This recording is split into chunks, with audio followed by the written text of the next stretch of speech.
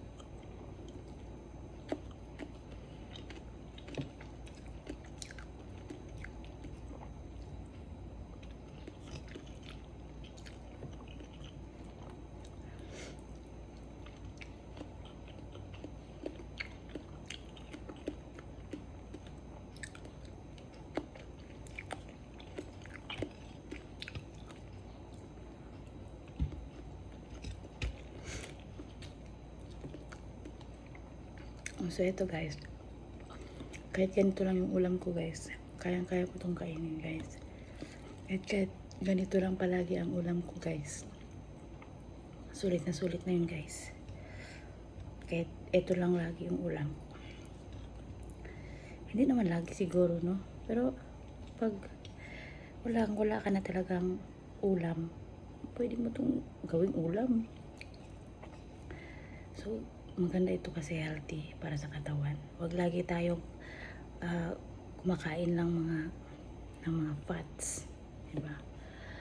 Yung mga matataba na pagkain.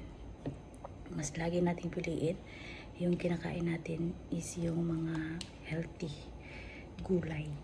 Yan talaga ang pinaka the best mga guys. Thank you Lord. Gulay. Kaya gulay, lalo na sa mga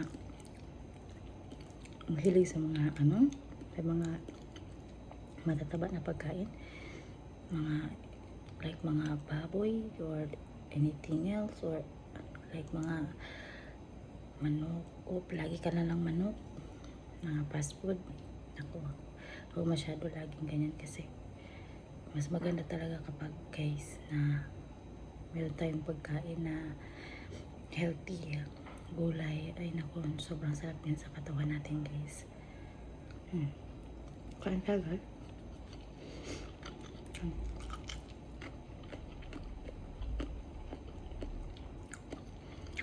Bumili kasi ako, nag-day off ako kahapon, bumili ako ng nito. Kasi kung saan ako naghanap nito. Kasi sabi ko, gusto kong bumili ng pipino kasi favorite ko kasi talaga eh. Kaya ayun, buti na lang may nagbebenta ng pipino doon sa labas. And yun, bumili na lang ako kasi siyempre gusto ko rin kumain ng pipino. Dahil matagal-tagal na rin ako na hindi nakakain ng pipino. Yun. Masarap siya guys, sobrang sarap. Lagyan nyo lang siya ng vinegar. Tsaka sibuyas. Ayan. Pwede na.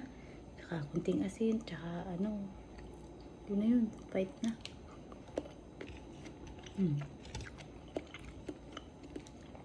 Gusto kayo guys. Kumain na ba kayo dyan guys? Ayan. Kain muna tayo guys ha. So ayun lang naman guys. Maraming salamat. Bye bye.